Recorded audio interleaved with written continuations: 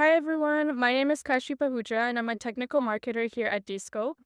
Today I'll be showing you how you can add authentication and authorization as well as role-based access control to your React application using Descope.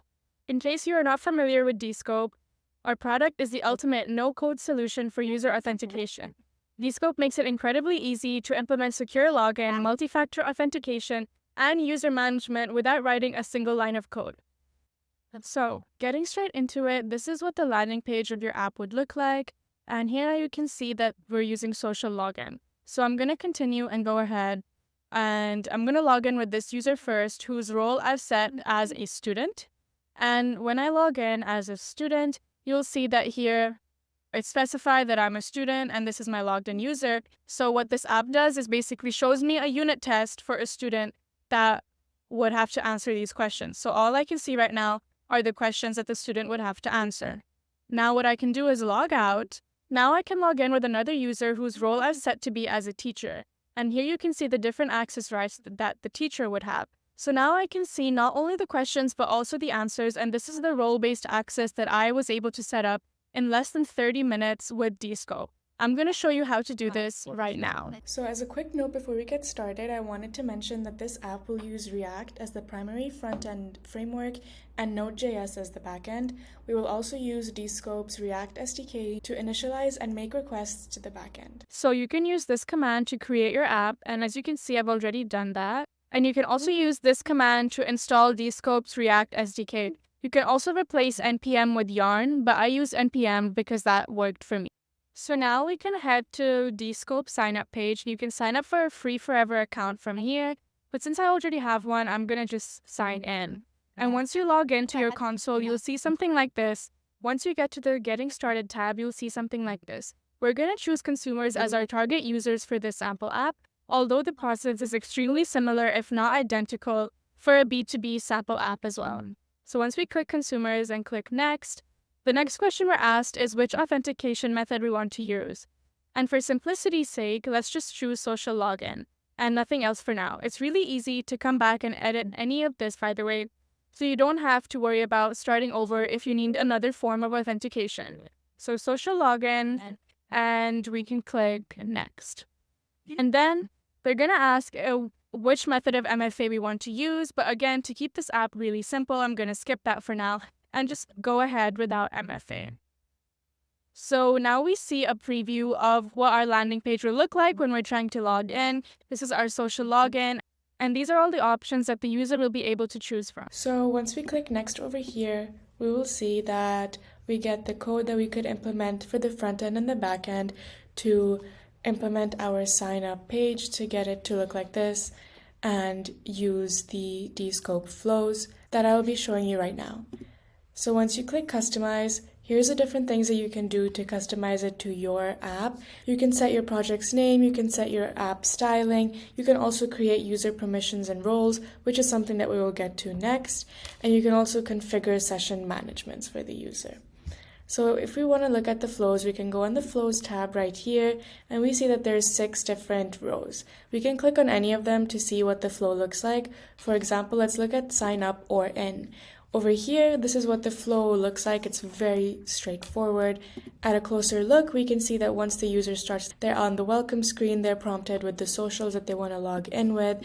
Then there's successful authentication. We check if it's a new user. If it's a new user, we ask for their information and update their profile. And if it's an existing user, the session ends. This is a very straightforward flow. And another flow we can look at is sign up, where again, socials, authentication, you submit and your session is over after updating your profile. Sign in also looks very, very similar. Start, you log in with your socials, all you need is authentication, and then you're done with signing. So this is a quick look on what Descope's flows look like and how you can easily implement them. So let's move on down to the authorization tab in our console. And you should just see a tenant admin for a fresh project. If you click the role button on the top right here, you can add any role that you want. So what I did is I added a student, and you can add a little description. And here I can just say a student will be able to see the unit questions. So you can add that. And since I already have one, I'm not going to actually add it. This is exactly what I have here. And you can do the same exact thing for a teacher. Add the role and you can add a small description if you like. And here you have a teacher. And this just says that the teacher is able to see the unit test and the answers of a student. So now after adding all the roles that you want, this is what the authorization page should look like. You should have a tenant admin, a student, and a teacher. And now our next step is integrating Descope with the app that we just created a few steps ago. So first, let's head on over to the project tab in our console, and here we can see the project ID. Make sure to copy this as we'll need it in the code, and make sure you also have your local host domain here, so you can see your app in action when you want to test. So what we need to do once again is integrate Descope with the front end and the back end, and the project ID will help us initialize the SDK to do exactly that. So from the app you created, to initialize the SDK, we need this code in our main.jsx file. What this code is doing, it initializes a React application, wrapping the main app component in Descope's auth provider for authentication. It also renders the DOM element with the ID root, while also applying a strict mode for highlighting any potential issues. Next, when we go to app.jsx, this is the code that we will need for that. This code defines a React component for an application that utilizes Descope's authentication SDK. The main app component checks if the user is authenticated or if their session or user data is loading.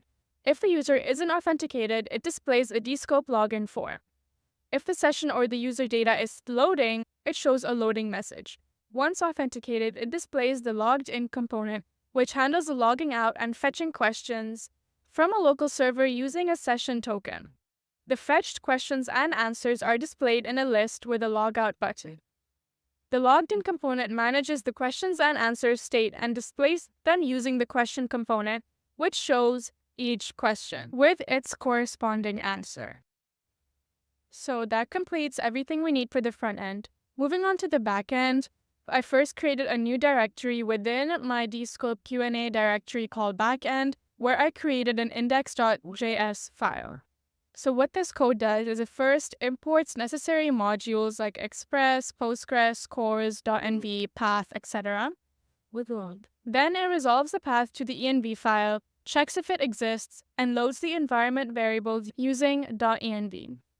It logs the Postgres connection details from the environment variables for verification.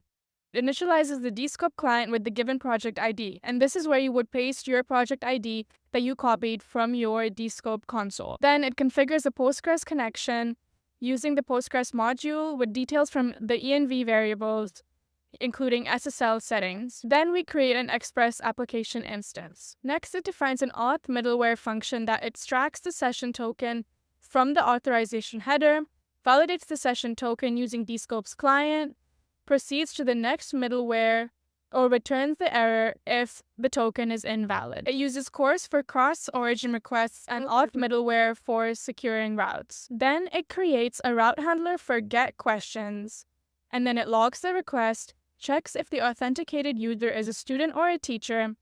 If the user has the correct role, it fetches questions from the database. If the user is a teacher, it also fetches the answers. Then it returns the fetch data in the response. Then it starts the Express server on port 3000 and logs a message indicating that the server is running. If an error occurs, it logs an error.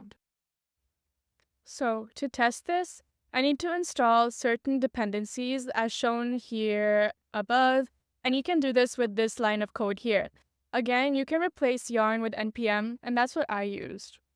And then finally, we need to set up Postgres SQL. I use Neon, which is a remote Postgres SQL service. Just sign up for a free account and create a new project.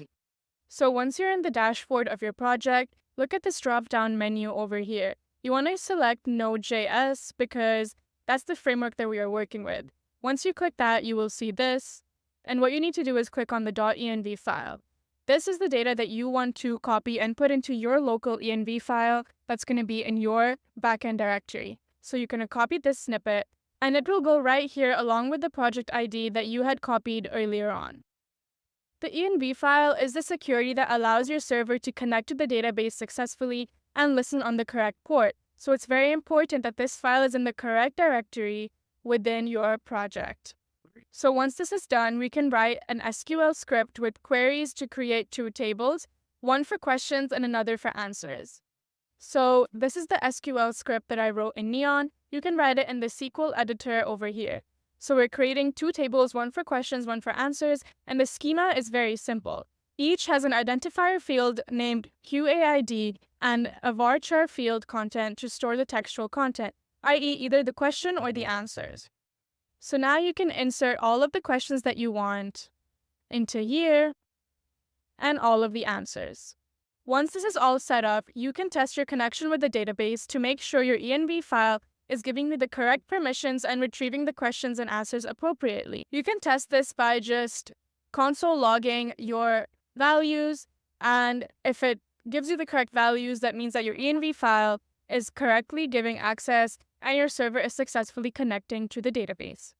So now you can run your project and make sure to go into your Descope Q&A directory. For the front end, you can use npm run dev, and it will give you something like this. And for the backend, you can open a new tab, go into the backend directory, and you can do node index.cjs, and this will run your backend. So here you can see that I am verifying all of my values from my env file, and my server is running on port 3000. So now we can finally do the last step, which is assigning the users a role. So here I have two logged in users, and I can here assign their role. So this user was a teacher, and I assigned that over here, and this user was a student. So you need to ensure that a user is logged in before you can assign a role. So if nothing is showing up here, make sure to log in, and then you can assign a role to that logged in user. So that was our last step, and now we can look at how the app works. So since our server is already running, and so is our front end over here, this is what the app should look like. Once you open up your app on the local host that's also in your Descope's project dashboard, you will see this as your landing page. Then you can continue with Google. This was the role that I assigned as a student. So now I can only see the questions, and it shows me here that it was for students. I can then log out and continue to log in with another user that was set as a teacher. So when I log in here, I see the questions and the answers. If you would like more in-depth details about how to make this work, you can check out the article that goes through this sample app and exactly the code that you need to put in to make this work. That article will be linked in the description below, and you can check out Descope's other blogs and articles to test out other sample apps with other frameworks as well. Thank you.